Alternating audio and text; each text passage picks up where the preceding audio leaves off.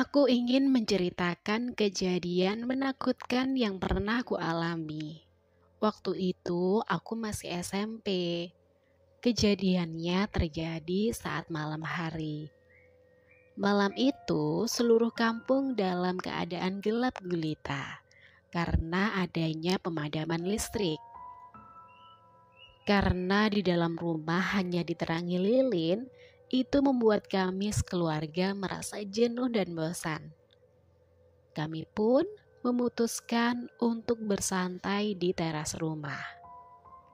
Berhubung cuaca di luar sedang cerah dan bulan dalam keadaan bulat purnama. Di depan teras rumah, orang tuaku hanya duduk-duduk santai sambil menikmati keadaan sekitar. Sedangkan aku bermain sambil berlari-lari di pekarangan rumah. Saat sedang asyik berlarian ke sana kemari, aku melihat sebuah batang kayu yang menarik perhatianku. Lantas, aku pun mengambilnya dan mengayunkannya ke sana sini sambil membayangkan kalau itu adalah sebelah pedang. Agar lebih menyenangkan, aku berpikir untuk menambahkan efek suara dengan bersiul setiap kali mengayunkan pedang kayu kayalan yang ada di tanganku. Sweet, sweet, sweet, sweet, sweet, hiya. Tapi mendengar hal itu, ayah langsung memarahi dan mengingatkanku kalau bersiul malam-malam itu gak baik. Nak, malam hari jangan siul-siul, nanti didatangi setan loh, kata ayahku sambil memperingatkan. Tapi waktu itu aku sama sekali tidak menghiraukannya dan sangat pecicilan. Aku terus melakukan perbuatan yang dianggap sebagian oleh orang Indonesia itu adalah pamali. Sweet, sweet, sweet, sweet, sweet, sweet, hiya. Suaraku sambil terus berlarian dan bersiul. Karena terus aja pecicilan, aku pun pergi bermain di belakang mobil yang ada di garasi rumah. Tapi tak lama setelah itu, aku pun dikejutkan oleh sosok berbadan besar dengan wajah tanpa kulit dan seluruh badannya terbungkus kain putih. Wajahnya yang mengerikan dan berlumuran darah busuk itu melotot menatap tajam ke arahku. Karena itu rasanya seluruh badanku kaku dan tidak bisa bergerak sedikit pun. Bahkan aku sampai tidak bisa mengeluarkan suara untuk meminta tolong. Seluruh badanku dipenuhi perasaan ketakutan, ngeri dan merinding yang menusuk-nusuk dan rasanya sampai ke tulang.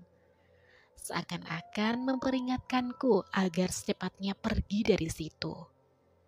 Tapi apa daya, seluruh badanku kaku, tidak bisa digerakkan, walau seujung jari pun tak bisa. Kemudian, sosok mengerikan itu membungkuk dan menyodorkan wajahnya secara perlahan ke arah wajahku. Raut wajahnya yang mengerikan seolah berkata, "Kenapa kau melakukan hal seperti itu?" Saat wajah buruknya semakin mendekat, rasanya nafasku semakin berat dan terasa sesak. Keringat dingin mengucur deras di seluruh tubuhku. Wajahnya semakin mendekat ke arahku.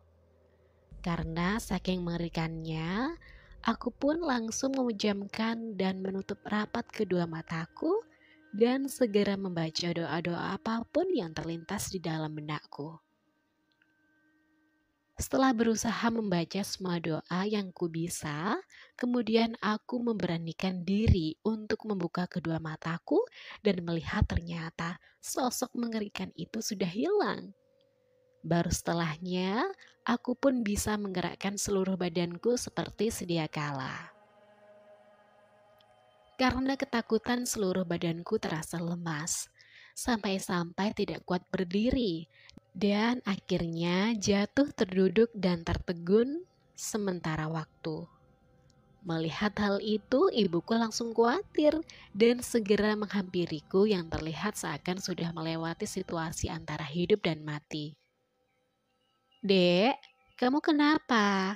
Kamu gak apa-apa kan?"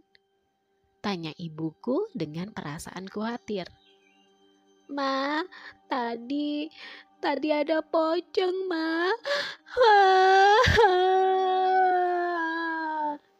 Jawabku dan mulai menangis ketakutan. "Tadi ada pocong, Ma.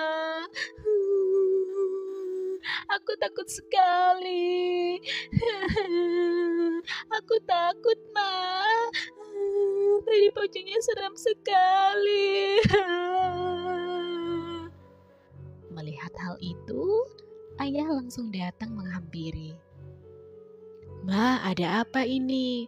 Kenapa anak kita sampai menangis begini?" tanya ayahku. "Ini ya, katanya si adik tadi lihat pocong di samping mobil," kata ibuku sambil berusaha menerangkan apa yang sedang terjadi.